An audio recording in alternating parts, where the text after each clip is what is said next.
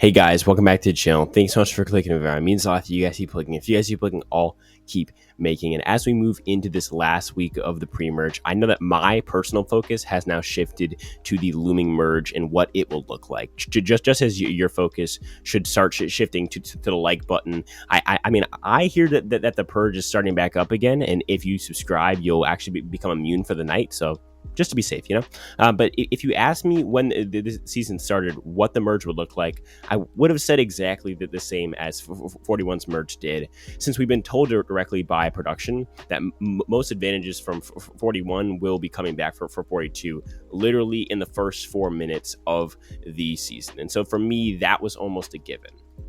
And although this may be frustrating to some, we have to give them some benefit of the doubt, considering that they filmed these seasons back to back without knowing what the audience's reaction would be to these twists and overall this new era of Survivor, which has obviously been pretty negative, as 41 was a season that did not get good reviews, both numbers wise, but by ratings, and also just by the super fan community, who overall hates that season, except for the select few who think Erica is a good player, which, is a very, very select few amount of people. But it seems that after filming 41, after that wrapped up, I think production seemed to know what went wrong in 41, which was an objectively bad season of the show. I mean, it's obvious now, watching the finished product of the show, it's a bad season of Survivor, and I think production knew it out on the island after it was done filming, and this season just had major flaws, and none of those bigger than the unfair, unfun, and unbelievable Hourglass twist that we saw from last season. It was the worst twist from last season, not only making the game unfair to play, but also deplorable to watch. And I am sad to say that, according to countless rumors, it seems that we will be seeing the return of the Hourglass twist, but more about that and the big thing that will be different about the infamous merge twist later on in the video. Diving in deeper, a big flaw with the Hourglass twist was its unfair nature. It involved production lying to the contestants who had no idea that the immunity challenge may be reversed, and not to mention that we see Erica reversing the challenge outcome, and we then can be rest assured that we wasted 10 minutes watching a challenge that didn't matter earlier in the episode. And that brings me to my next point about it, which is the fact that the choice itself is so obvious. Reversing it not only gives you immunity, but also adds something to your resume if you can make it to the end. And because this is such an obvious choice, no one's going to be mad at you within the game if you took immunity away from them. Like someone like Daniel, who really didn't like the twist, wasn't mad at Erica. He was actually more mad at production for ever putting it in the game to save Erica. Not to mention that with this version of the twist, taking a whole episode to try out, we didn't really get a tribal or an official merge, for that matter, during the quote-unquote merge episode, meaning that we had to wait 2 full weeks from the gimme boot to the Sydney boot for 41, which is absolutely ridiculous, considering that tribal is supposed to be the grand payoff for each episode.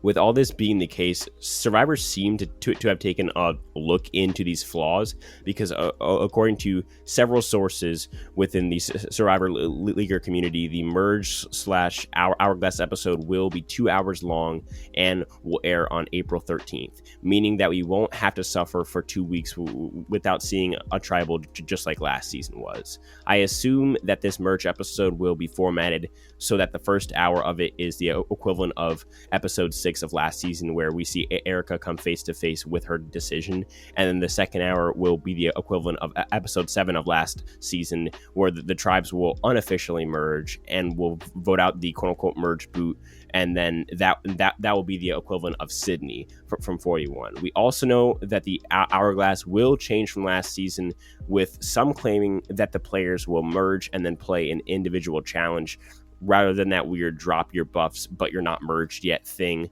that they did last season. These sources speculate that maybe the players with the Hourglass will have the choice to smash the Hourglass, which makes everyone play the challenge again, and this person would get an advantage, incentivizing them to smash the Hourglass if they feel unsafe, or they can cancel the immunity challenge going into the merge tribal with no one having immunity, which is good if you're confident and you just want to take out a threat who may be saved by that immunity challenge being played again, or just existing in the first place.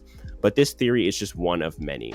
Others speculate that the players will be able to steal individual immunity from whoever won immunity directly, which I think works better than last season, since directly taking the immunity necklace from one person is much more personal and detrimental socially than taking it from a group, and therefore makes the decision less obvious as to whether or not to take immunity for yourself or not in that case. If many of these collective theories are to be true, it seems that we'll be seeing a merge at the start of the episode rather than emerge after the merge boot goes home. And I think this is better, as the players will get more time to strategize, and therefore the producers will have more content to choose from when editing this episode. Now, although this seems like it kind of improved on the Hourglass, and in this future episode we may get a somewhat fair version of it, that doesn't mean that the Hourglass twist is a good one. It's still unfair, not to mention that it doesn't really add any to television appeal, with the Hourglass decision being somewhat obvious, and due to the possibility of having an episode without a vote off, we're probably going to get an episode that isn't really paid off, or at least an hour of television without a boot, which to me is just kind of weird when you're watching Survivor.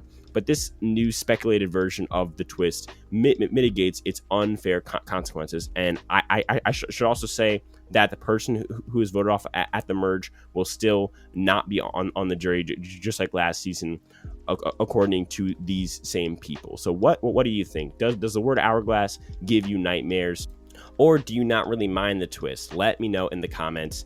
But before I go out, join our Discord. We have so much fun in there. You can ask me anything you want, anything in the entire world, about me, about life, about YouTube, about Survivor, whatever you want. I'm going to be doing a video where I answer your guys' Survivor questions in the future, the very, very near future. So hop on there and ask me anything in the entire world. As I always say, none of this happens without you guys. Without you guys, I'm just a weird guy speaking to a weird microphone. So that's, I'll talk to you guys in the next one. Peace.